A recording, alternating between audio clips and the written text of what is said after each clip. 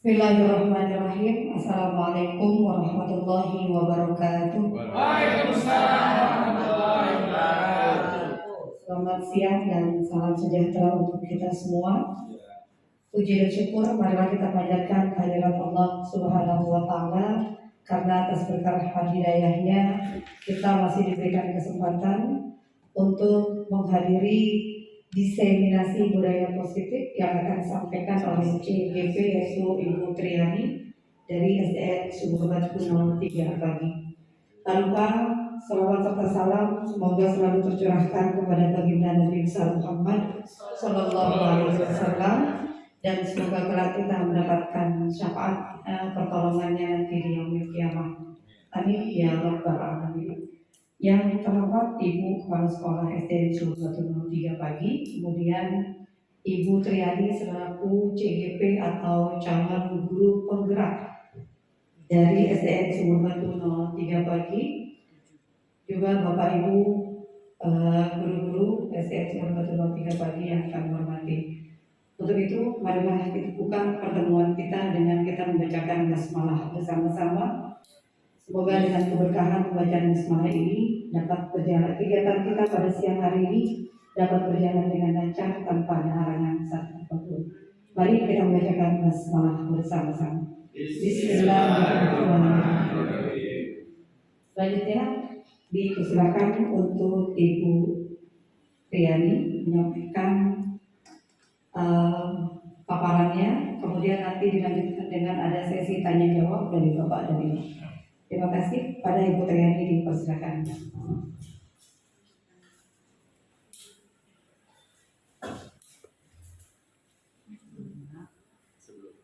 Baik, sebelum kita mendengarkan paparan yang akan disampaikan oleh Ibu Triani, terlebih dahulu kita dengarkan kata sambutan dari Ibu Kepala Sekolah SDN Sumur Batu 03 pagi yang terhormat Ibu Hajah Suparmi SPD, kepadanya dipersilakan.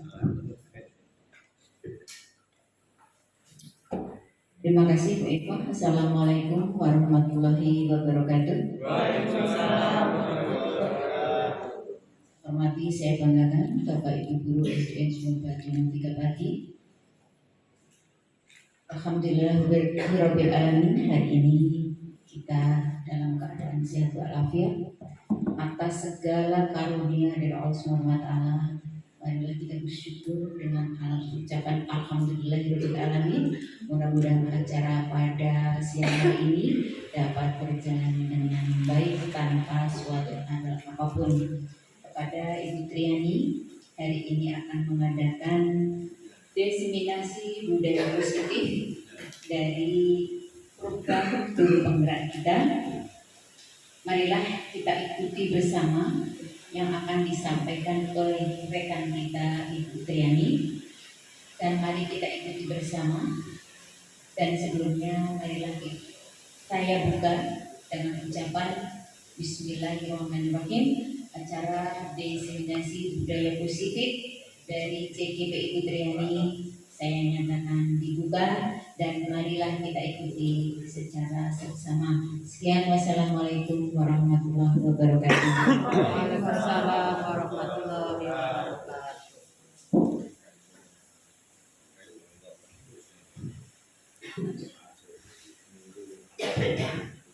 Terima kasih kepada Ibu Suparmi yang sudah membuka kegiatan ini. Assalamualaikum warahmatullahi wabarakatuh.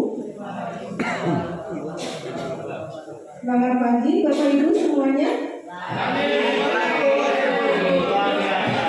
Coba ya, misalkan tepuk semangat. Hu ha hu ha hu ha hu ha hu ha. Jadi nggak Bu? Ya? Jadi nggak? Ya, bisa Pak Bapak. Ya. Tepuk semangat. Hu ha hu ha hu ha hu ha. Oke, terima kasih. Saya mau Ya. Terima kasih Bapak Ibu semuanya, teman-teman semuanya. Kali ini saya melakukan diseminasi dari program guru penggerak angkatan 7 tentang budaya positif. Mungkin sudah tidak asing lagi dengan istilah budaya, ya. Suatu budaya bisa diterapkan menjadi suatu pembiasaan.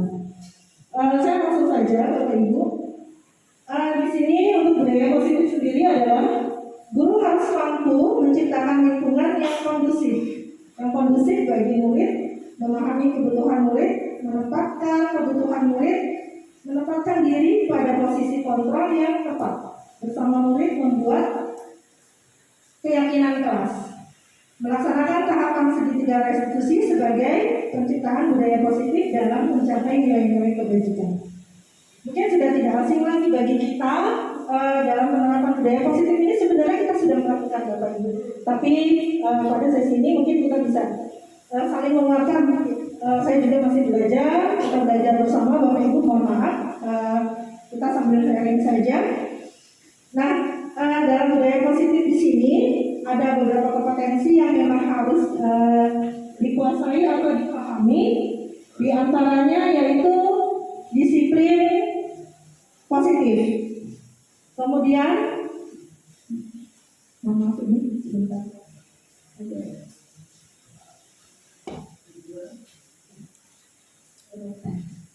Ya, disiplin positif, kemudian ada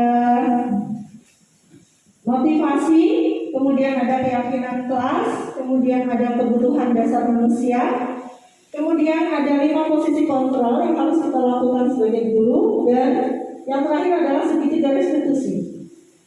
Dari 6 kompetensi ini kita harus kuasai dalam melakukan pelayanan kepada peserta didik. Memang kita harus fokus pada peserta didik agar mereka merasa nyaman, kemudian tidak merasa dihakimi, dan mereka lebih terbuka kepada kita.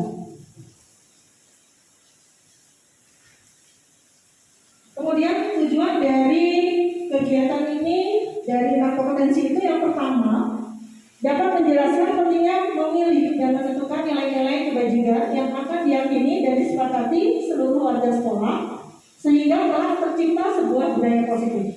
Yang kedua, dapat menjelaskan konsep hukuman dan penghargaan dan konsep pendekatan restitusi. Yang ketiga, dapat menjelaskan proses pembentukan dari peraturan-peraturan beralih ke keyakinan kelas. Keempat, dapat mengidentifikasikan peran dan sekolah guru dalam upaya menciptakan lingkungan belajar dan pemenuhan kebutuhan anak yang beragam. 5, dapat menerapkan disiplin restitusi di posisi manajer, minimal memantau agar dapat menghasilkan murid yang bertanggung jawab, mandiri dan merdeka. Serta yang ke-6, dapat menerapkan restitusi dalam mendidik murid berdisiplin positif agar menjadi murid yang merdeka. Dari ke-6 kompetensi ini merupakan tujuan dari jabaran yang sudah tadi dipaparkan. Nah, yang pertama yaitu tentang disiplin positif. Disiplin positif di sini tentunya dengan kata istilah disiplin, kita biasanya mindset kita itu yang ingat itu adalah ketepatan waktu, kemudian ketepatan kehadiran, ketepatan yang istilahnya berkaitan dengan ketepatan. Tapi pada prinsipnya disiplin positif di sini adalah kita mengubah karakter. Bagaimana peserta didik itu merasa terbangun karakternya untuk menjadi lebih baik. Tujuan dari disiplin positif adalah menanamkan motivasi yang ketiga pada murid-murid kita, yaitu untuk menjadi orang yang mereka inginkan dan menghargai diri sendiri dengan nilai-nilai yang mereka percaya. Jadi mereka sudah punya nilai dan keyakinan, sehingga kita tinggal mengarahkan saja. Dengan penilaian dan keyakinan yang mereka sudah miliki, kita tinggal membangun sehingga turunlah kesadaran. Nah, di sini ada beberapa pertanyaan. Misalkan ada dua orang A dan B yang saling menggenggam tangannya, ada sesuatu yang disembunyikan di dalam tangannya. Kemudian kepala tangannya ini ingin ada seseorang yang ingin membuka. Jadi misalkan saya bukakan kunci ini misalkan, kemudian saya tidak ingin membuka, kemudian misalkan Bulan Jani akan membuka. Bagaimana caranya? Apakah ini akan saya lepaskan atau tidak? Itu pertanyaan yang pertama. Kemudian ada pertanyaan kedua, apakah ketika kepalan ini pada tangan kita dan B tidak saling membuka. Kenapa alasannya? Kemudian yang ketiga, dalam kegiatan ini sebenarnya siapa yang memegang kendali sebagai fungsi kontrolnya? Ini sama dengan amanah yang kita akan bangun dalam diri kita dan murid-murid kita juga. Misalkan kunci ini saya genggam di tangan kanan. Nah, kemudian ada seseorang yang ingin memaksa membuka kunci ini, ingin merebutnya. Tapi ketika kunci ini sudah diamanatkan, tidak boleh diberikan sesuai dengan aturan yang berlaku. Berarti kita juga harus menjaga kunci ini. Tetapi dalam realitanya kita itu terkadang dengan situasi dan kondisi toleransi yang tinggi, ada rasa nggak enak, atau ada rasa yang mungkin setiap awal akhirnya kunci ini diberikan, dibuka, gitu kan? Padahal seharusnya tidak boleh. Nah, fungsi kontrol di sini apa? Yang memegang peranan itu adalah kuncinya ada pada diri kita. Kita yakin nggak dengan apa yang sudah kita miliki? Kita yakin nggak dengan apa yang sudah kita dapati atau kita diberikan amanah? Apa yang harusnya kita lakukan? Nah, di sini fungsi kontrol di sini adalah tergantung pada diri kita sendiri. Jadi orang lain akan bersikap, orang lain akan bertindak, itu semuanya tergantung dari diri kita. Kita akan memberikannya atau tidak. Itu untuk menumbuhkan motivasi yang ada di dalam diri kita terhadap tanggung jawab atau suatu amanah. Kemudian di sini dikatakan bahwa disiplin positif juga merupakan pendekatan dalam mendidik murid untuk melakukan kontrol atau dorongan dan pembentukan dari kepercayaan diri. Jadi dengan adanya disiplin positif yang kita akan sampaikan kepada murid juga, itu akan menumbuhkan kepercayaan diri pada murid bahwa oh iya, ternyata bapak atau ibu guru percaya sama saya. Ya, dia lebih pede. Yang tadinya dia pemalu, kemudian dia tadinya mungkin untuk bertanya atau berkata itu agak malu, tapi karena sudah tumbuh, ya, dia punya nilai-nilai keyakinan yang sudah disepakati, ya, akhirnya dia lebih percaya diri. Oh ternyata saya bisa melakukannya. Seperti itu. Nah di sini ada beberapa ilusi guru yang melakukan kontroling terhadap murid, ya. Yang pada dasarnya kita tidak dapat memaksa murid untuk berbuat sesuatu jikalau murid tersebut memilih untuk tidak melakukannya. Kita tidak bisa memaksa. Kenapa? Karena murid tersebut belum ada kesadaran untuk melakukan hal yang kita lakukan. Tapi kita berkewajiban untuk selalu memberikan stimulus atau kita berperan untuk memancing supaya murid itu memiliki kesadaran dari dalam diri. Kemudian di sini juga ada ilusi bahwa semua penguatan positif efektif dan bermanfaat. Apa artinya? Penguatan positif atau bujukan adalah bentuk-bentuk kontrol. Segala usaha untuk mempengaruhi murid agar mengulangi suatu perilaku tertentu adalah suatu usaha untuk mengontrol murid tersebut. Kemudian ilusi bahwa kritik dan membuat orang merasa bersalah dapat menguatkan karakter. Karakter yang seperti apa? Menggunakan kritik dan rasa bersalah untuk mengontrol murid menuju pada identitas gagal. Jadi kalau kita ada kan misalkan murid dia melakukan kesalahan, ketika melakukan kesalahan kita sampaikan kamu sudah salah. Ya, apa yang harus kamu lakukan? Jadi murid itu merasa salah. Nah itu membentuk identitas yang gagal. Dia tumbuh tidak percaya diri. Kemudian ada ilusi bahwa orang dewasa memiliki hak untuk memaksa. Banyak orang dewasa yang percaya bahwa mereka memiliki tanggung jawab untuk membuat murid-murid berbuat hal-hal tertentu. Terkadang disadari atau tidak, kita mungkin saya juga kadang suka memberi arahan yang sifatnya mungkin agak sedikit memaksa. Hal itu sudah tidak boleh. Jadi biarkan murid itu berkembang dengan tumbuh kesadaran sesuai dengan lingkungan dan interaksi dengan teman-temannya, kemudian berinteraksi dengan berbagai guru, sehingga mereka dapat oh ya ternyata yang saya lakukan ini adalah belum tepat. Apa yang harus saya lakukan? Bagaimana konsekuensinya? Bagaimana kalau saya tidak melakukan seperti ini? Sanksi apa yang harus saya lakukan? Seperti itu. Nah, kemudian ada berikutnya di sini dalam disiplin positif ada istilah stimulus respon. Ya, di sini ada stimulus respon dan teori kontrol. Untuk stimulus respon ini ada realitas atau kebutuhan yang kita itu sama. Jadi dianggap bahwa semua memiliki kebutuhan sama. Tapi ketika teori kontrol di sini kebutuhan itu berbeda. Artinya murid dengan kompetensi dengan karakteristik yang berbeda pasti memiliki kebutuhan yang berbeda. Butuhnya si A itu misalkan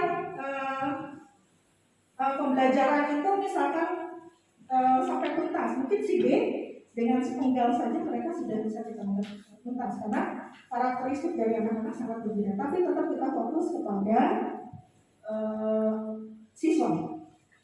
Kemudian yang kedua, semua orang melihat hal yang sama. Ini untuk stimulus respon. Kalau teori kontrolnya, setiap orang memiliki gambaran yang berbeda. Jadi dari versi mana, sudut pandang mana, ketika seseorang itu dimintai pendapat, pasti akan melihat sisi mana pendapat itu. Kemudian yang ketiga, kita mencoba mengubah orang agar berpandangan sama dengan kita. Ini pada stimulus respon. Sedangkan pada teori kontrol, kita berusaha memahami pandangan orang lain tentang dunia. Jadi kita sangat menghargai orang lain itu untuk melihat gambaran siapa atau diberikan kebebasan untuk berpendapat. Kemudian perilaku buruk dilihat sebagai suatu kesalahan. Ini untuk stimulus respon. Tapi kalau teori kontrol bahwa semua perilaku memiliki tujuan. Kita tidak melihat perilaku yang negatif atau positif, pasti setiap tindakan itu adalah tujuan. Kemudian orang lain bisa mengontrol saya pada stimulus respon. Sedangkan pada teori kontrol hanya Anda yang bisa mengontrol diri Anda. Jadi kita itu yang bisa mengubah diri kita, bukan orang lain. Kemudian saya bisa mengontrol orang lain pada stimulus respon, sedangkan teori kontrolnya adalah hanya Anda yang bisa mengontrol diri Anda. Anda tidak bisa mengontrol orang lain. Jadi kita fokus pada diri kita sendiri. Kemudian stimulus respon berikutnya, pemaksaan ada pada saat rujukan gagal. Kemudian kalau misalkan di teori kontrol, kolaborasi dan konsessus menciptakan pilihan-pilihan baru. Jadi pada teori kontrol di sini dengan adanya kolaborasi kita akan memunculkan ide-ide yang bisa kita sepakati sehingga suatu program itu akan berjalan dengan baik. Kemudian model berpikirnya menang atau kalah, unggul atau tidak, sifatnya kompetitif. Tapi kalau teori kontrol di sini model berpikirnya semua punya potensi untuk maju, semua punya potensi untuk berkembang. Sehingga pola berpikirnya adalah menang dan menang.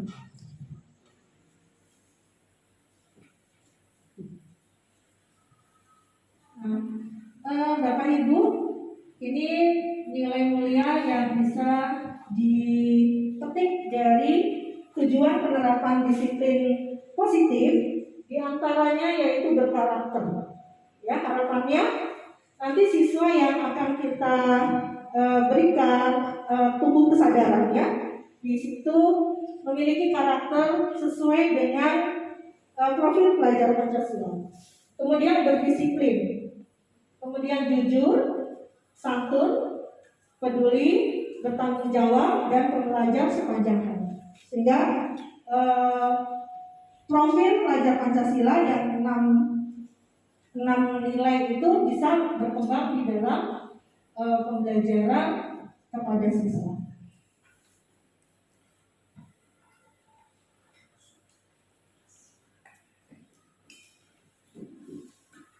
Berikutnya Bapak Ibu di sini kompetensi yang kedua yaitu tentang motivasi. Kita ketahui ya bahwa di dalam disiplin menyatakan bahwa 3 motivasi perilaku manusia. Yang pertama, motivasi yang paling rendah. Motivasi manusia yang paling rendah itu diantaranya menghindari ketidaknyamanan atau hukuman. Jadi seseorang yang cenderung pada zona nyaman, pada zona aman, tidak mau berlelah-lelah, itu tantangannya kurang tantangan, biasanya motivasi ekstrinsiknya itu sangat rendah. Ya, artinya tingkatannya ya, karena cenderung menghindari ketidaknyamanan. Jadi kalau misalkan tidak suka dengan tantangan, nah ini berarti motivasi ekstrinsiknya sangat kuat. Kemudian kalau yang kedua yaitu untuk mendapatkan imbalan atau penghargaan dari orang lain. Karena orang melakukan sesuatu itu karena satu hal, misalkan ingin dipuji atau melakukan sesuatu ingin mendapatkan upah gitu. Ini motivasi satu level di atas yang tadi untuk menghindari ketidaknyamanan. Kemudian motivasi yang ketiga yaitu untuk menjadi orang yang mereka inginkan dan menghargai diri sendiri dengan nilai-nilai yang mereka percaya. Mereka puas dengan cara kerja, hasil kerja ketika pekerjaannya itu memberikan manfaat, bisa sesuai dengan targetnya. Jadi levelnya itu satu level lebih tinggi dibandingkan seseorang yang selalu melakukan segala sesuatu itu karena pamrih. Ini untuk motivasi. Nah, kadang memang manusiawi kita juga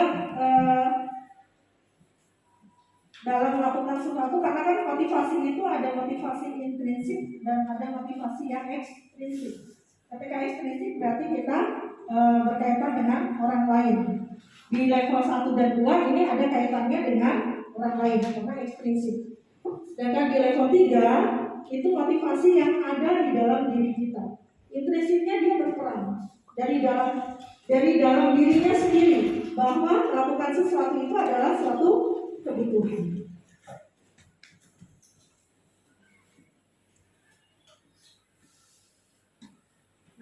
Nah, kompetensi yang ketiga yaitu tentang keyakinan kelas, Bapak Ibu. Keyakinan kelas ini, sebelum adanya keyakinan kelas, biasanya harus ada kesepakatan kelas.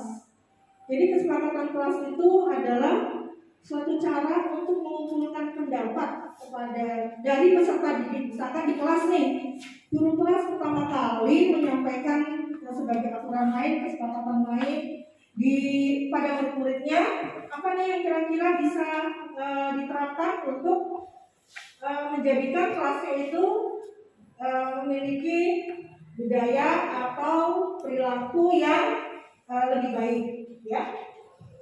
Misalkan kesepakatannya apa? Karena kesepakatan kita hari ini di satu semester ini apa? Datang ke sekolah tidak terlambat dulu. Kemudian apalagi mengumpulkan tugas sesuai dengan waktunya.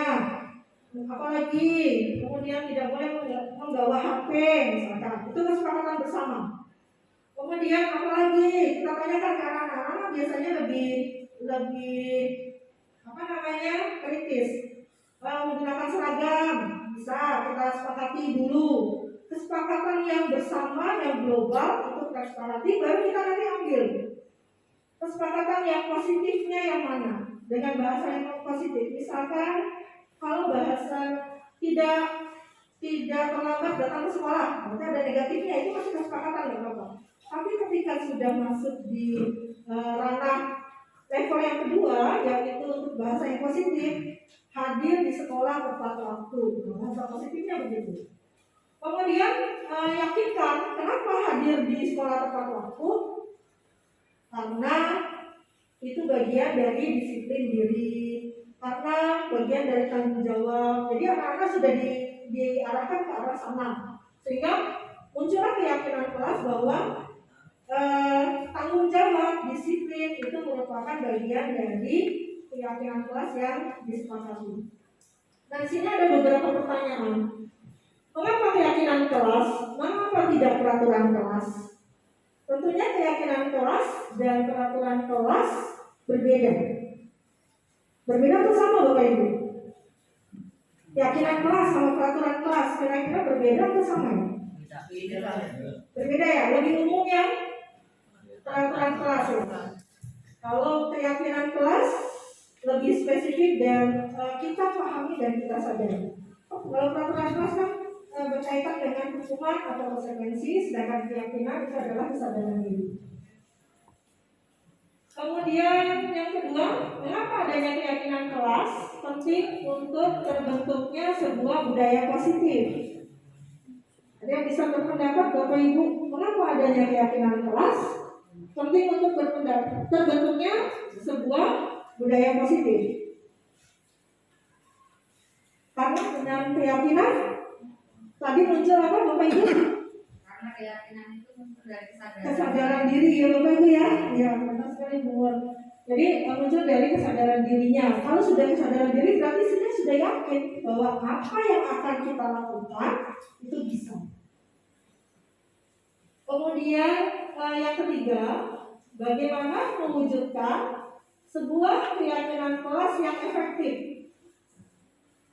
Bapak Ibu wali kelas mungkin sudah juga setiap awal tahun atau setiap awal semester sudah menyampaikan ke murid-muridnya. Kita selalu menanyakan ya ke murid-muridnya, ke anak-anak kita yang di kelas, dalam mewujudkan sebuah keyakinan kelas yang efektif itu yang bagaimana? Ada yang mungkin bisa memberikan pendapat Bapak Ibu?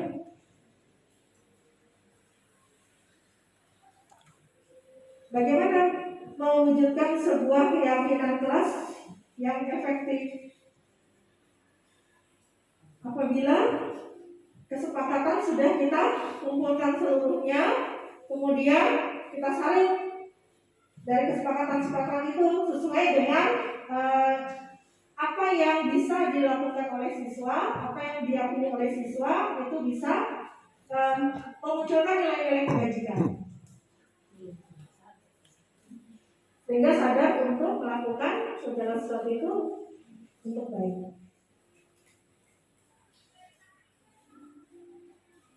Ya, di sini saya coba tayangkan pembentukan keyakinan sekolah atau kelas. Di antaranya yang pertama, keyakinan kelas bersifat lebih abstrak daripada peraturan yang lebih rinci dan konkret. Ya. Kalau keyakinan kelas itu kenapa bersifat abstrak?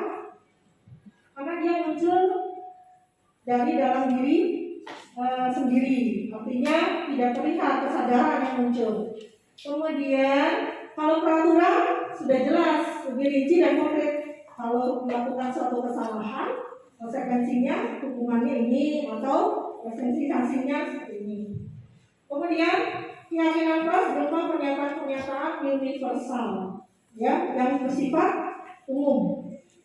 Kemudian pernyataan keyakinan kelas senantiasa dibuat dalam bentuk positif. Misalkan seperti tadi, tidak terlambat hadir ke sekolah itu negatif karena ada kata negatif. Pernyataan positifnya hadir tepat waktu. Kemudian tidak menggunakan seragam di luar ketentuan sekolah.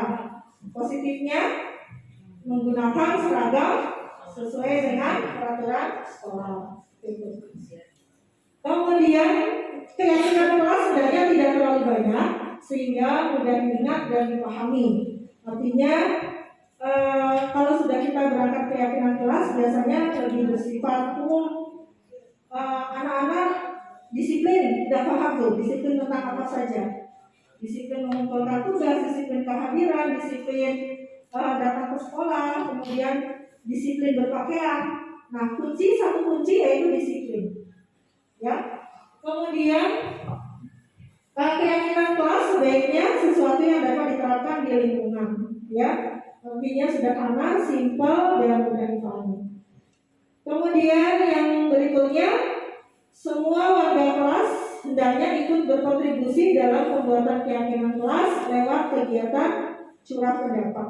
Artinya siswa semuanya bisa diberi kebebasan untuk berpendapat. Tidak ada tekanan-tekanan dari manapun yang berkaitan dengan pendapat dan kesepakatan kelas. Nah, dari ketiga kompetensi budaya positif, ada yang mau ditanyakan terlebih dahulu, Bapak Ibu? Insya Allah sudah bisa ya, paham ini cuma kelas balik kita sama-sama belajar saling menilai. Nah, di sini ada lagi tentang kebutuhan dasar manusia, itu kompetensi yang keempat. Ya, kebutuhan dasar manusia di sini semuanya berawal dari perut ya Bapak Ibu ya. Mau anak atau siapapun itu semuanya berawal dari perut. Di sini ada yang pertama adalah survive ya. Setiap tindakan yang dilakukan murid sesuai dengan kebutuhannya. Yang pertama kebutuhan untuk bertahan hidup. Mungkin ada siswa ketika di kelas itu ini tuh nggak konsentrasi di kelas. Dia bingung, dia asik dengan mainannya. Mungkin malamnya itu sibuk membantu orang tuanya, sehingga di sekolah sebagai hiburan. Bisa seperti itu. Jadi kita bisa menggali kenapa nih siswa ini, tapi tidak menjelaskan kamu kenapa kok nggak konsentrasi. Nah itu yang tidak diperkenankan gitu, karena dasarnya kenapa siswa itu melakukan hal itu, yang mungkin awalnya malamnya membantu orang tuanya sehingga tidak mengerjakan PR, menjaga adiknya sehingga tidak mengerjakan PR, sehingga tidak menjadi suatu alasan kita memberikan teguran kepada siswa karena satu hal. Jadi kita harus melihat apa dari sisi mana dia. Kemudian yang kedua, cinta dan kasih sayang. Jadi kebutuhan dasar manusia yang kedua itu adalah cinta dan kasih sayang. Ya, belonging. Artinya ketika cinta dan kasih sayang itu sudah ada, berarti kebutuhan itu sudah terpenuhi. Tapi ketika kasih sayang dan cinta tidak ada, maka kebutuhan itu tidak terpenuhi. Maka kadang seorang anak itu akan melakukan suatu apresiasi di dalam kelas, minta perhatian yang lebih dari kita dan lainnya. Kemudian kebebasan atau free. Kebutuhan dasar manusia yang ketiga itu adalah kebebasan. Pada prinsipnya manusia itu ingin bebas. Tidak ada manusia yang ingin ditekan. Kebebasan itu memberikan kemudahan bagi siswa untuk berpendapat. Kemudian yang keempat yaitu kesenangan atau fun. Kebutuhan dasar ini menjadi kunci kebahagiaan siswa atau kita dalam memberikan pelayanan kepada peserta didik. Kemudian yang kelima adalah kekuasaan atau power. Ketika sudah item nomor 1 sampai 4 ini sudah dimiliki manusia, maka item yang kelima, poin yang kelima itu menjadi sesuatu yang ingin diakui, penghargaan yang ingin diakui. Ini menjadi suatu kebutuhan. Misalkan seorang anak terpenuhi secara perutnya, rumahnya, bajunya ada terpenuhi, kebutuhan dasar yang pertama. Kemudian kasih sayang dari keluarganya juga ada. Dia bebas untuk berpendapat, kemudian dia bahagia. Nah, yang kelima adalah penghargaan. Jadi kalau misalkan tidak dihargai atau tidak diberikan penghargaan terhadap dirinya, maka dia akan membuat sesuatu yang di luar alam bawah sadarnya bekerja. Ya.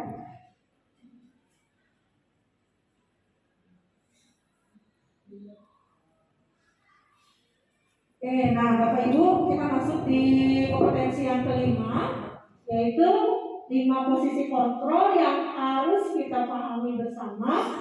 Ini dari 1 sampai 4 tadi. Ini kita sebagai guru kadang ada di mana di posisi kita yang sering kita lakukan. Apakah kita ada di posisi pembuku atau ada di posisi membuat rasa bersalah, atau ada di posisi teman terhadap peserta didik kita, atau berada di posisi pemantau bahkan manajer. Ya. Untuk item yang pertama, penghukum sudah jelas ya Bapak Ibu ya semua. Kalau misalkan penghukum, misalkan anak terlambat, langsung kita marahin. Kamu datang terlambat, terlambat, kita maki-maki, berarti kita menjudgment anak itu, ya, mematahkan semangat anak itu. Distrap, berdiri, nah, itu penghukum, ya. Ya, angkat tangan sampai ke kuping, kalau dulu begini. Sore. Ya, saya ngalamin soalnya ini. Kemudian membuat rasa bersalah seperti tadi, misalkan kalau membuat rasa bersalah, kamu gak kasihan sama ibu, kamu gak kasihan sama bapak guru. Kan kita sudah janji dengan kesalahan kamu, akhirnya ibu atau bapak guru ditegur oleh manajemen. Nah, ini membuat anak merasa bersalah. Nah, itu sebenarnya tidak boleh, karena itu membentuk identitas gagal. Kemudian kita juga melakukan sebagai teman, ya. Kadang kita anak juga sebagai teman, tapi anak zaman sekarang sama zaman dulu kita berbeda. Kalau sekarang dianggap sebagai teman, malah berlanjuran. Nah, itu. Kalau dulu guru kita melihat kita saja kita sudah duduk nggak berani, jalan nggak berani di depannya, udah itu dulu gitu. Tapi kalau anak sekarang saya hello, ya. Nah ini tanda krisis apa ya? Kemudian pemantau. Kalau posisi kita sebagai pemantau di sini, kita hanya mengamati, kita punya data-data. Setelah data-data terkumpul semuanya, baru kita proses anak itu. Berdasarkan rekap absen, sudah berapa hari nggak masuk, alasannya apa? Kita kumpulkan data-datanya, kemudian kita follow up. Nah, yang kelima fungsi manajer. Fungsi manajer ini di sini skill untuk mengatur dirinya sendiri. Dia lebih pandai mengatur dirinya sendiri. Nah, di sini ada kasus nih, ya Bapak Ibu. Adi terlambat datang ke sekolah. Nah, izinkan saya membacakan narasinya. Kalau kita sebagai penghukum, pasti kita akan mengatakan nada suara tinggi, bahasa tubuh, mata melotot, dan jari menunjuk tunjuk menghardik. Terlambat lagi, pasti terlambat lagi. Lalu datang terlambat. Kapan bisa datang tepat waktu? Tanyakan kepada diri kita ya, bagaimana perasaan murid jika guru berbicara seperti itu pada saat muridnya datang terlambat. Gitu. Artinya dengan nada tinggi, kalau biasanya karakter penghukum seperti itu. Nah, hasilnya di sini kemungkinan murid bisa marah atau dendam atau bersifat agresif, ya. Dipendam itu rasa guru ini kok berat banget takut saya gitu atau bagaimana gitu ya. Bisa jadi sesudah guru kembali murid tersebut akan mencoret-coret bukunya jadi iseng, melampiaskan unek-uneknya ketika dimarahi oleh bapak atau ibu gurunya tadi. Kemudian apalagi misalkan lebih buruk lagi kalau misalkan melakukan tindakan di luar itu, misalkan kalau di kelas bisa mencoret-coret buku, mungkin pas di luar kelas dia bawa pipa atau spidol coret-coret objek yang lain seperti tembok atau mobil atau motor dan lainnya yang sifatnya merusak lingkungan.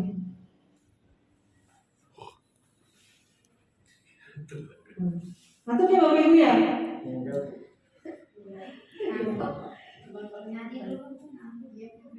Breakingnya semangat lagi ya, semangat lagi ya Bapak Ibu ya. Oke, teman-teman tepuk semangat.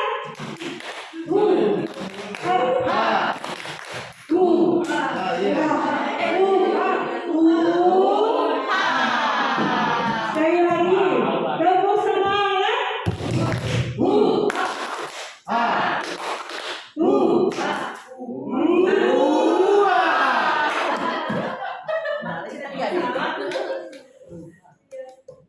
Luar biasa. Terima kasih Bapak Ibu semuanya. kita sebagai pembuat anak merasa bersalah, ini yang kita lakukan, ya. Nada suaranya kita mengelas, halus, sedih, kemudian bahasa tubuh juga menunjukkan hal-hal yang membuat anak itu, oh iya kasihan ya bapak ibu guru gitu. Jadi seperti itu. Misalkan, adik kamu ini bagaimana ya? Kamu sudah berjanji dengan ibu tidak akan terlambat lagi. Kenapa ya sekarang? Senang sekali mengecewakan ibu. Nah itu menunjukkan ungkapan bahasa yang merasa murid itu bersalah. Itu akan menumbuhkan identitas gagal pada murid. Bagaimana perasaan murid bila ditegur seperti itu? Nah, tentu murid akan merasa bersalah. Bersalah telah mengecewakan ibu dan bapak. Nah, kemudian murid akan merasa menjadi orang yang gagal karena tidak menjadi kebanggaan orang tua atau bapak ibu gurunya. Kadang-kadang sikap seperti ini lebih berbahaya dari sikap penghukum karena emosi akan tertanam rapat di dalam, ya, emosinya itu tersimpan. Kemudian murid tertekan seperti inilah yang tiba-tiba bisa meletus amarahnya dan bisa menyakiti diri sendiri atau orang lain. Nah, tanpa disadari sikap atau tindakan kita ternyata bisa membekas di hati murid kita sendiri. Kemudian untuk posisi kita sebagai teman, nah di sini ada suara yang ramah, ada yang akrab dan bercanda seperti teman biasa. Ketika Adi datang terlambat, ungkapan yang disampaikan, Adi, ayolah bagaimana sih kamu? Kemarin kamu sudah janji ke bapak, bukan, gitu ya? Kenapa terlambat lagi? Nah, bahasa atau ungkapan seperti itu yang bahasa untuk teman. Jadi murid sebagai teman kita. Nah, bagaimana perasaan murid dengan sikap guru seperti itu? Nah, pertama mungkin murid akan merasa senang karena tidak merasa bersalah dan dihakimi oleh guru. Dampak positifnya seperti itu ya. Di sisi negatif murid tergantung pada guru tersebut. Jadi karena sudah menganggap merasa teman, ketika ada guru tersebut merasa nyaman, ketika tidak ketergantungannya tinggi. Seperti itu. Ini untuk yang posisi sebagai teman. Kemudian ada yang sebagai pemantau, ya. Kalau pemantau berarti dikumpulkan data-datanya seperti tadi sudah disampaikan. Misalkan Adi datang terlambat hari pertama 15 menit, hari kedua 20 menit seperti yang pernah di sekolah kita juga lakukan ya. Bapak Ibu, siapa yang tidak menggunakan seragam? Minggu pertama mungkin 10 orang. Senin berikutnya sudah berkurang jadi 6 orang. Itu kan suatu posisi kita sebagai pemantau. Supaya budaya positif di sekolah kita bisa diterapkan dengan baik. Kemudian perasaan murid bagaimana ketika posisi guru sebagai pemantau?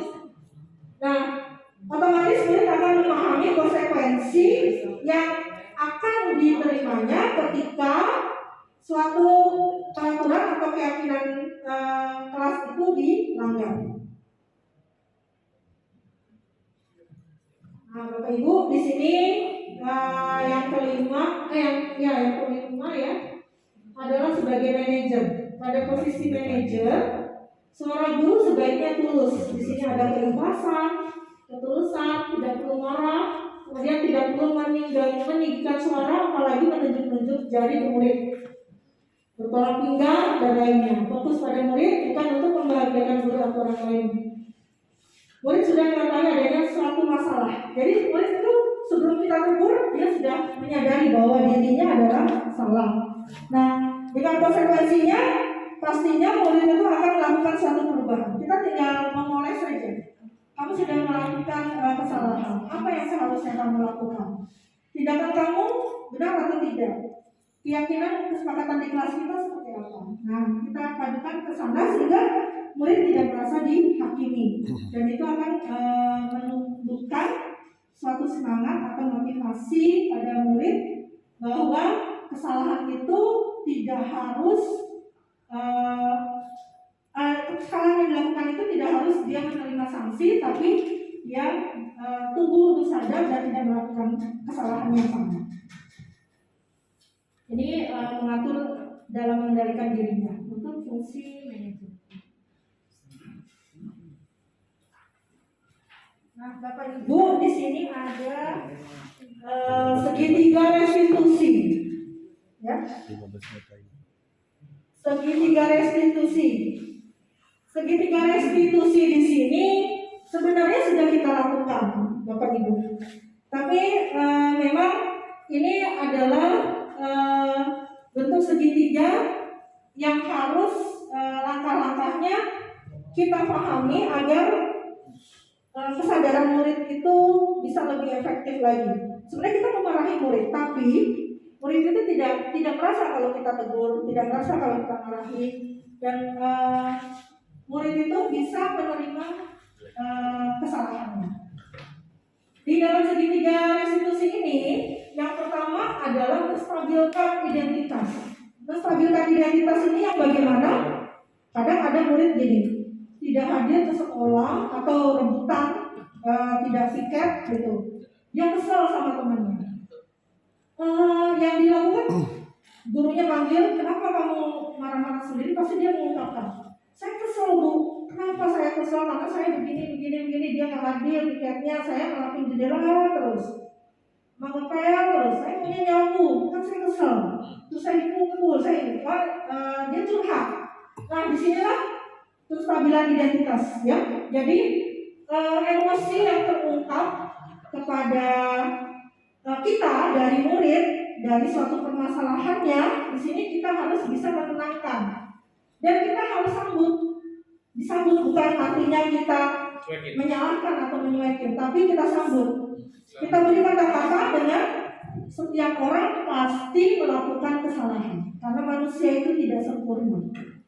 Setiap orang pasti melakukan kesalahan. Jadi ketika dia sudah emosinya tingkat tinggi, sudah semuanya kita rangkul dengan bahasa setiap orang pasti melakukan kesalahan. Manusia itu tidak ada yang sempurna. Ya, kita sampaikan juga, kamu bukan satu-satunya yang pernah melakukan ini. Nah, dia akan falling down. Ketika falling down, baru kita validasi. Kita tekankan. Di sini yang kedua, validasi tindakan yang salah.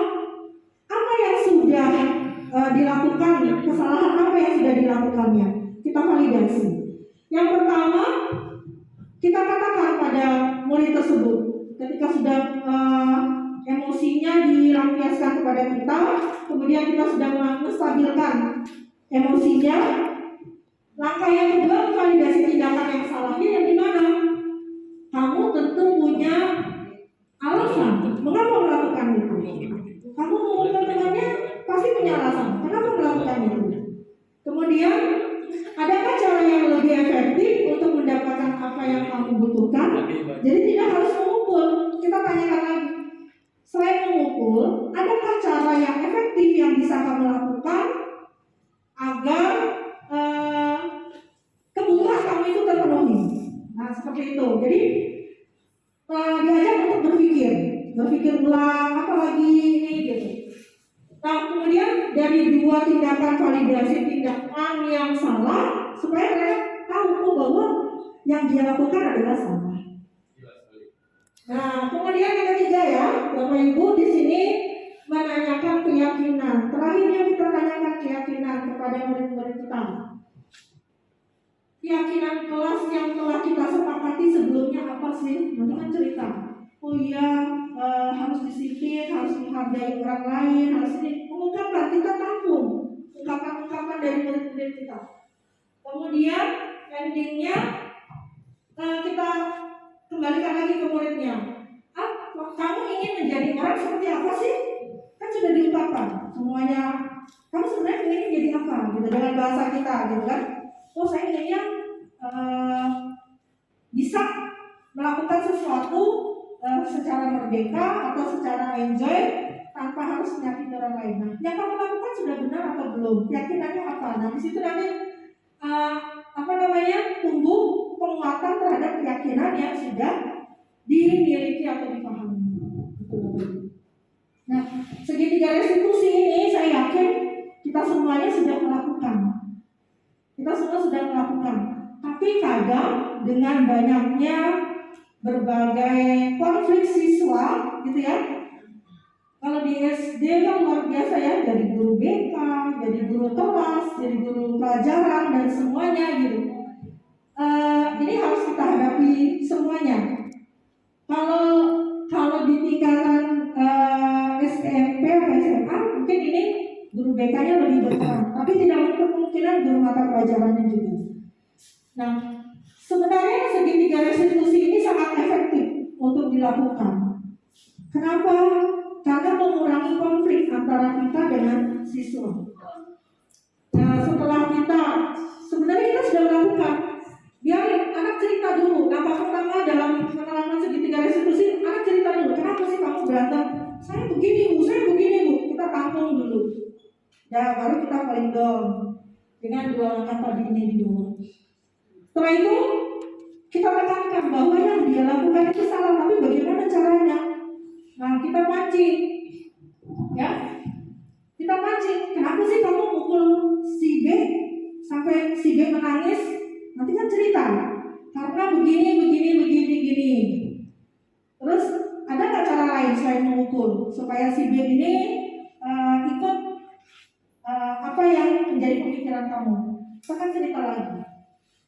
Artinya anak itu kita bawa ke alam bawah sadarnya bahwa kesadaran itu akan tumbuh.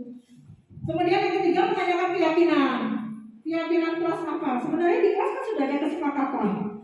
Keyakinan apa nih yang harus di kelas ini yang sudah disepakati. Nanti cerita lagi.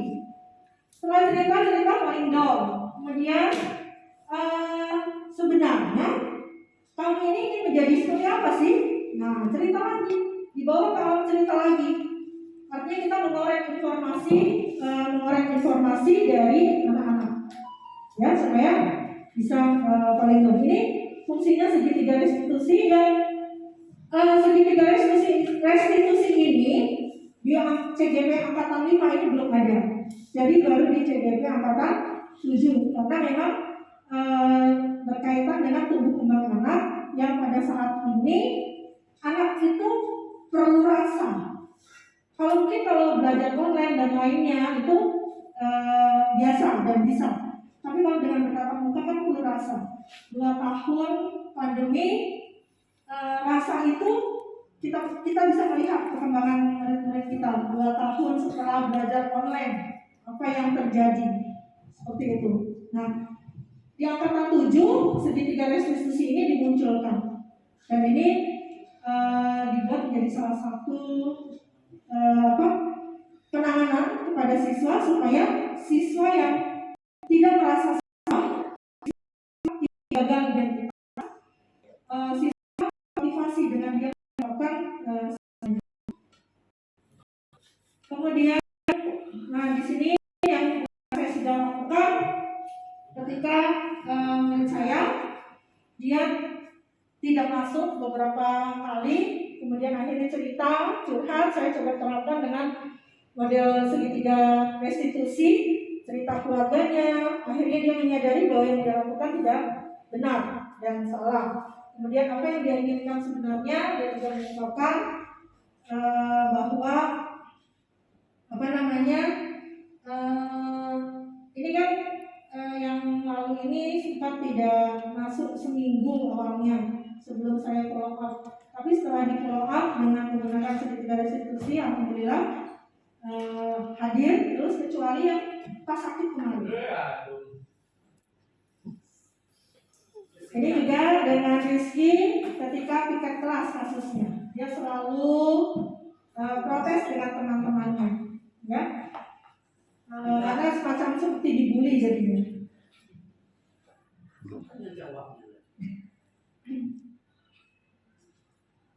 Oke, kemudian setelah kita lakukan pemrosesan, kita juga akan mengumpulkan. Kan kita sudah proses dengan segitiga restitusi. Kemudian kita follow up lagi keduanya dengan bagaimana, apa yang kamu rasakan setelah temennya tadi, nanti kan cerita, saya lebih tenang, saya lebih nyaman, saya tidak takut lagi, saya bisa terbuka dan sebagainya. Nah itu penerapan di endingnya tentang budaya positif pada segitiga restitusi. Itu yang bisa saya sampaikan untuk paparan pada hari ini. Kurang lebihnya mohon maaf. Jika ada pertanyaan dipersilakan, atau ada kalimat yang kurang bisa dipahami, monggo dipersilakan. Saya kembalikan kepada Bu Irma sebagai MC. Assalamualaikum warahmatullahi wabarakatuh. Waalaikumsalam warahmatullahi wabarakatuh.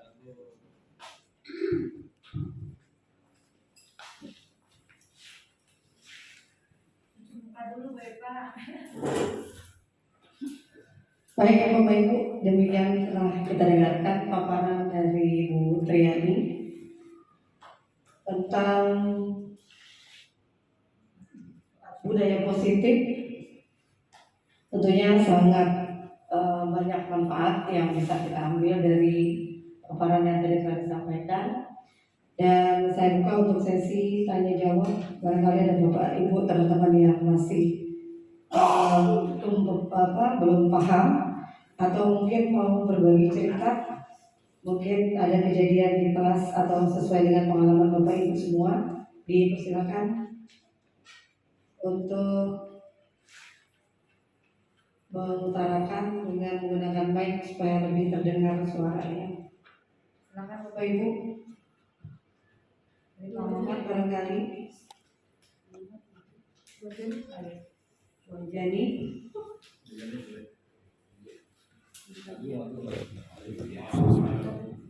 Assalamualaikum warahmatullahi wabarakatuh. Saya ingin bertanya kepada Bu Triani berdasarkan pemaparan yang sudah dijelaskan oleh Bu Triani tadi. Sebelum kita menerapkan budaya positif kepada anak-anak, pastinya kita memudayakan kita sendiri sebagai guru itu budaya positifnya seperti apa. Nah, di sini yang ingin saya tanyakan, bagaimana sih peran Ibu Triani selaku calon guru penggerak dalam menularkan kebiasaan-kebiasaan baik kepada teman sejawat dalam membangun budaya positif itu sendiri di sekolah kita. Terima kasih.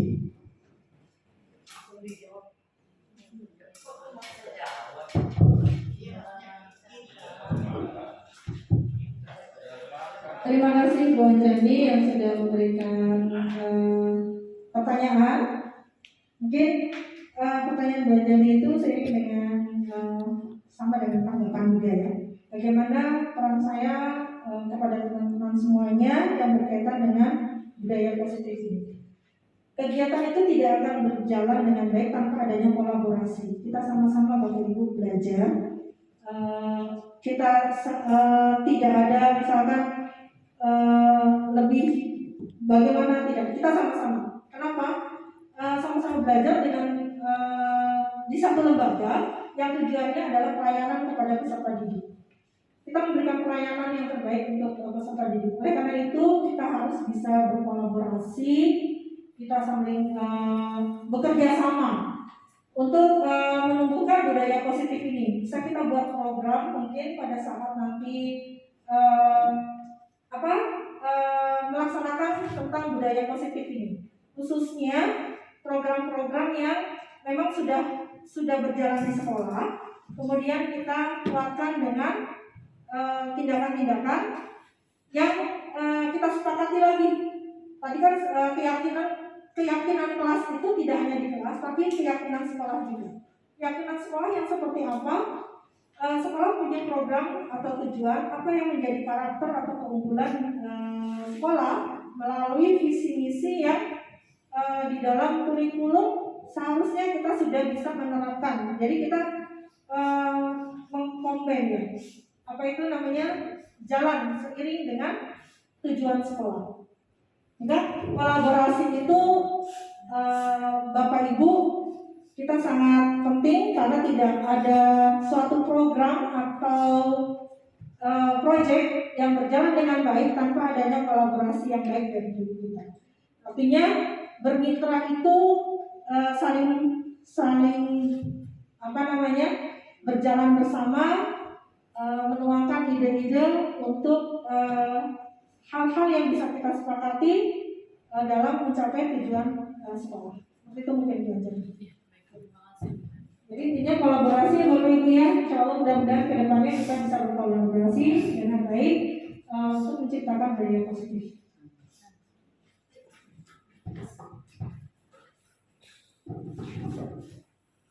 Ada lagi dari kaum bapak?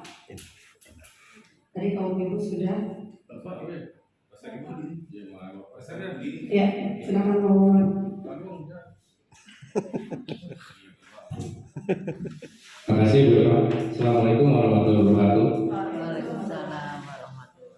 Alhamdulillah sudah terbuka saya tentang paparan Bu Triani. Yang ingin saya tanyakan, teologi saya sendiri di pelajaran olahraga Bu, saya minta masukannya juga. Kemarin ada anak yang melakukan gerakan senam, teori senam, praktek senam lantai. Ketika anak itu dipanggil urutan yang terakhir, itu anak tidak mau melakukan gerakan. Saya sudah bertanya, kenapa nak? Sakit perut Pak, katanya gitu. Tapi pas terakhirnya tuh anak ikut nari, ikut jalan, ikut lari juga. Yang ingin saya tanyakan, bagaimana penanganannya Bu? Apa saya harus memanggil tentang kenapanya? Apa bagaimana? Makasih Bu.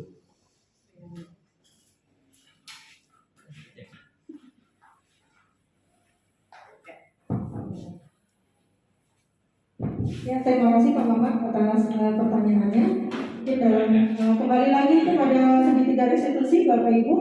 Segitiga restitusi itu adalah model pelayanan kepada peserta didik dalam menghadapi suatu masalah, bukan secara klasikal, tapi secara face to face. Karena di situ dengan face to face dia akan mengungkapkan kenapa. Kan ada juga karakter anak itu mungkin awalnya dorongan orang tua, kamu harus nomor satu, kamu harus ini. Jadi ketika maju pertama dia semangat, ketika maju terakhir dia tidak semangat. Mungkin dorongannya seperti itu. Jadi alangkah baiknya ketika menanyakan juga, kalau bisa kita kan permasalahan anak berbeda-beda dan memang penghargaan. Tadi ya poin yang kelima dari kebutuhan dasar manusia itu adalah menghargai. Ketika penghargaan itu ada, berarti secara privasi dia kita panggil, kenapa kamu gak ini, dia akan mengungkapkan. Mungkin dia punya saingan di dalam unjuk tampil pelajaran olahraga itu, saingannya siapa gitu. Kok saingannya duluan, dia nggak mau, dia drone dulu. Seperti itu bisa juga. Jadi alangkah baiknya menurut saya panggil secara face to face. Itu Pak Mamat. Ya nanti ditanyakan dia akan lebih terbuka. Apalagi ada Pak Mamat, jago. Pak Mamat bisa mencari informasi dan mengumpulkan informasi lebih baik. Terima kasih Pak Mamat.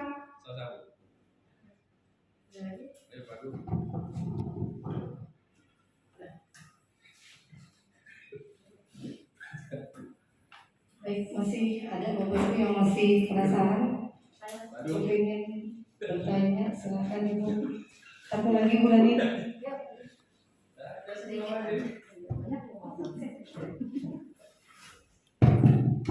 Terima kasih untuk waktunya.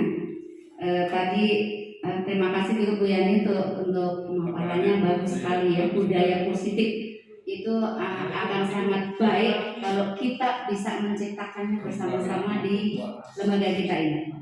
Tadi ada pemaparan bahwa guru tidak boleh memaksa gitu ya, tetapi menumbuhkan kesadaran kepada anak untuk bisa melakukan apa yang dikehendaki oleh guru ya, dengan kesadaran. Nah terus gini Bu, kalau misalnya kita memberi tugas, tapi kalau tidak boleh memaksa, tapi seolah kita pasti ini harus dikerjakan. Kalau nggak seperti itu, anak mungkin tidak mau mengerjakan. Jadi mau nggak mau ya dengan cara apa ya istilahnya, kalau tidak boleh maksa, tapi ya kalau nggak dipaksa tidak mengerjakan. Nah, bagaimana caranya supaya anak ini tumbuh kesadaran dan tahu akan tugas dan tanggung jawabnya itu untuk selalu bisa dikerjakan. Ini yang pertama ya. Kemudian yang kedua, kasus di kelas saya mungkin bisa dengan harapan tadi segitiga restitusi ya. Saya itu punya anak yang sering kali tidak masuk. Tapi kalau tanyanya baru sedikit bertanya, belum disenggol, belum disentuh apa udah keluar air mata. Sudah keluar air mata, belum diapa-apakan juga gitu. Nah, jadi bagaimana untuk mengorek lagi, untuk nanya-nanya, apa dia nggak jawab, hanya diam dan keluar air mata. Nah, untuk menangani kasus yang seperti ini, bagaimana caranya? Buena.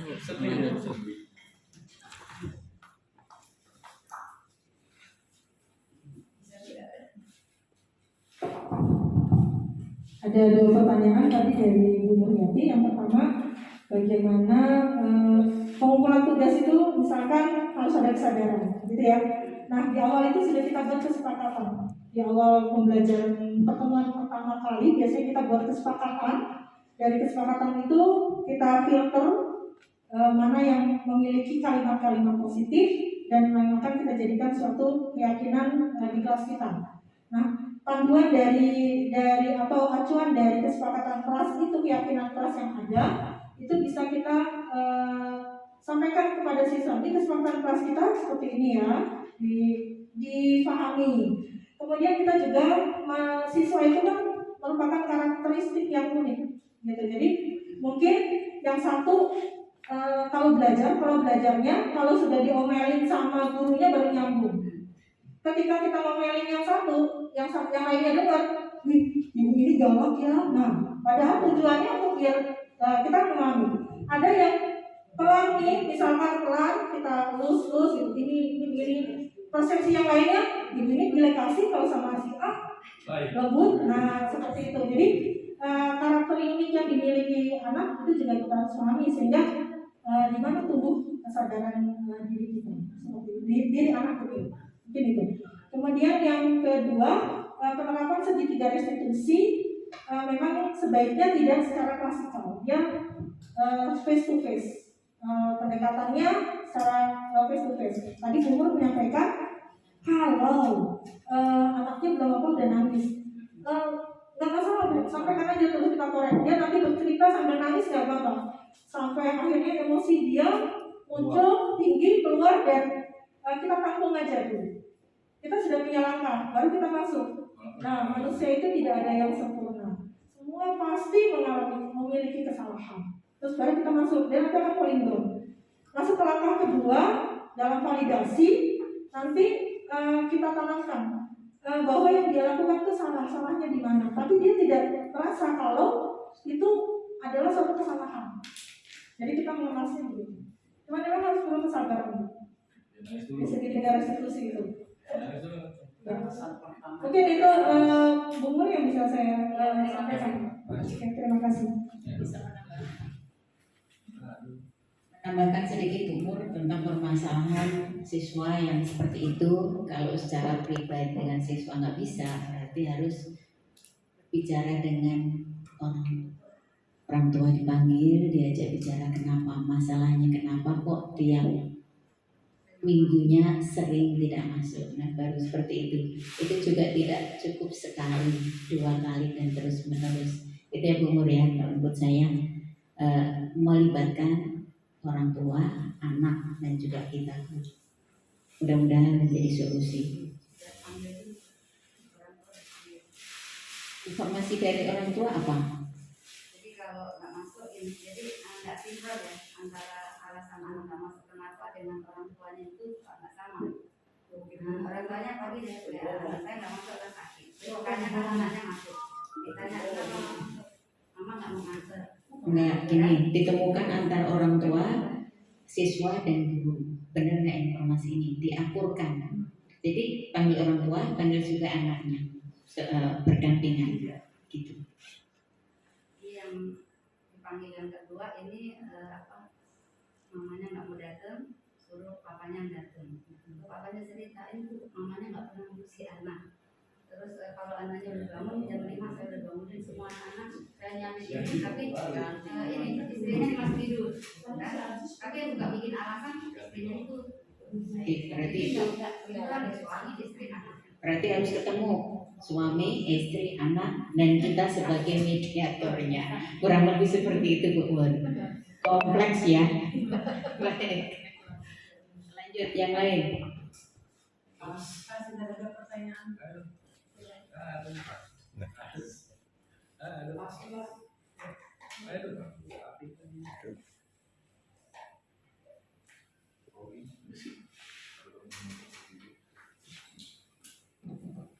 Baik, sebetulnya bukan cuma di olahraga, agama juga ada kendala.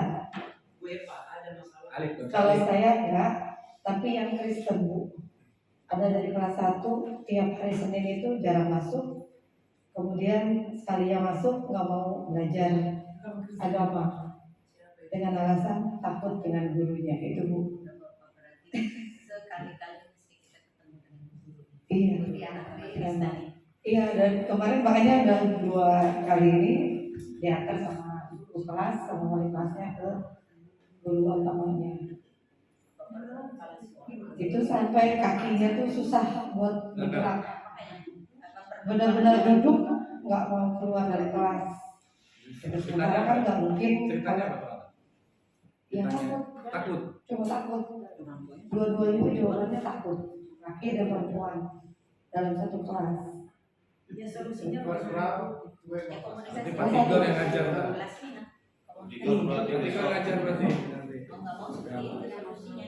Memang dari semua kelas yang saya pegang itu yang nggak ada keluhan takut hanya di kelas 6. Kalau kelas 1 hampir A nggak ada, di kelas B, C, D pernah juga ada dengar di C, D takut.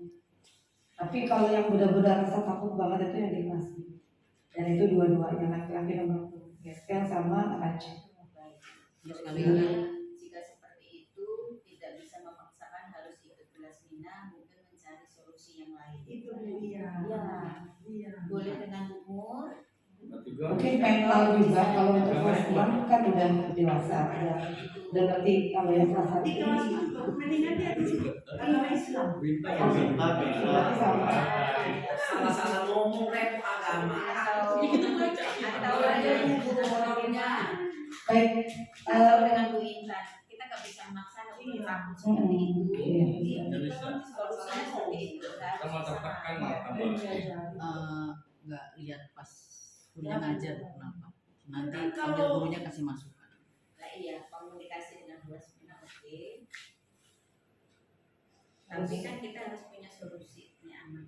Tapi ditanya dulu kelas Mina Makanya, karena jamnya itu Iya. tidak cukup kalau nggak ikut lihatin pas ngajar aja, diapain.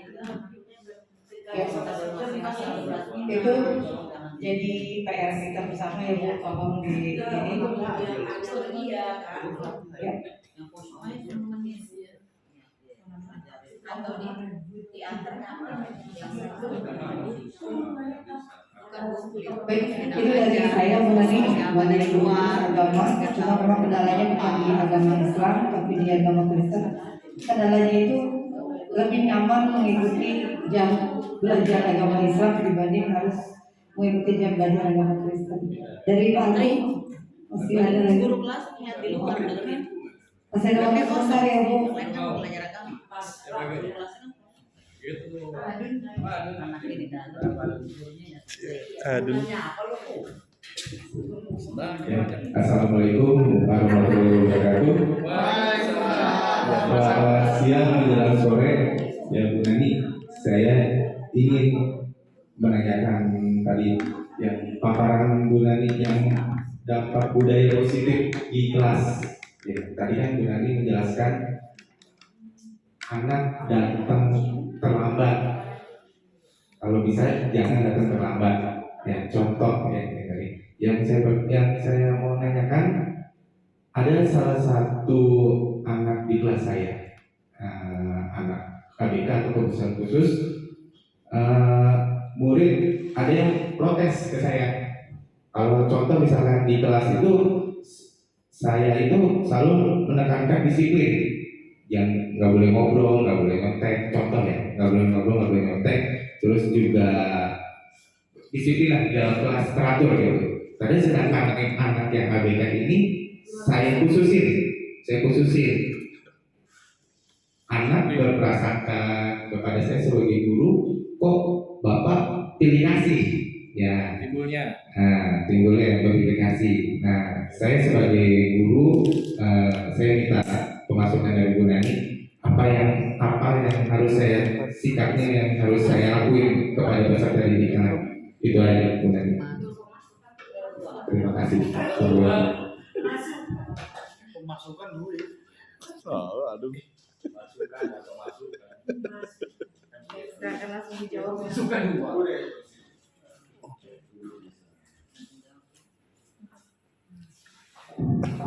Ya, terima kasih Pak Agung atas pertanyaannya. Tadi memang Pak Agung menyampaikan ada anak yang ABK.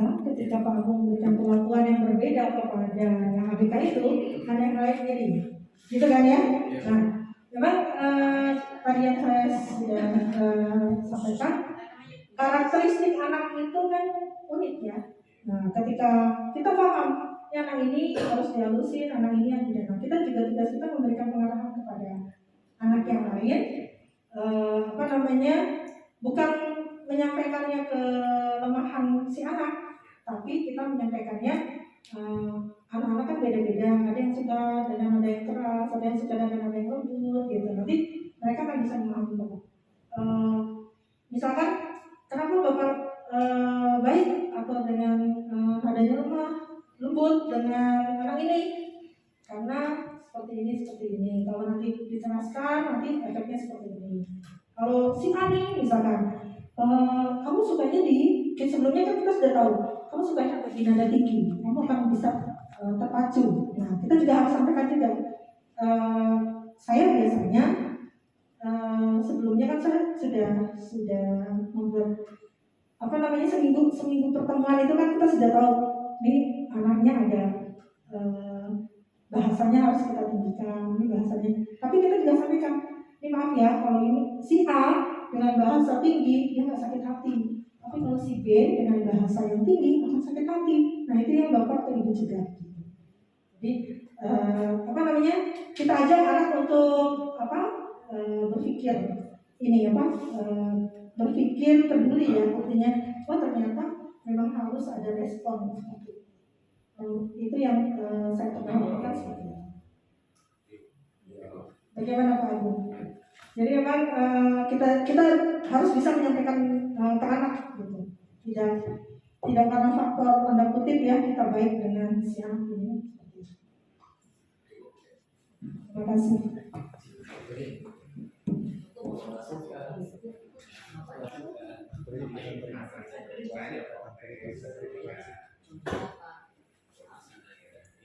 Baik, itu tadi yang telah kita dengarkan bersama tentang penjelasan dari apa yang menjadi pertanyaan kita semua. Semoga dengan adanya pertemuan ini tentunya banyak manfaat yang bisa kita terima dan bisa kita manfaatkan khususnya untuk anak-anak didik kita semua, juga untuk diri kita pribadi masing-masing. Karena kan waktu yang tidak mengizinkan untuk berlama-lama. Baik, dari apa yang telah tadi dipaparkan, kemudian Bapak Ibu mengajukan pertanyaan juga sudah dijelaskan dan dijawab langsung oleh Ibu Triani. Untuk itu, marilah kita tutup pertemuan kita pada siang hari ini dengan kita membacakan hamdalah bersama-sama. Alhamdulillahirrahmanirrahim. Terima kasih untuk Bu Triani, juga Bapak Ibu semua, khususnya untuk Ibu Kepala Sekolah SDN 103 Pagi. Doa kami semua semoga Ibu Triani sukses dan makin sukses lagi juga yang belum bisa mengikuti jejak Ibu Triani. Wassalamualaikum warahmatullahi wabarakatuh. Waalaikumsalam warahmatullahi wabarakatuh.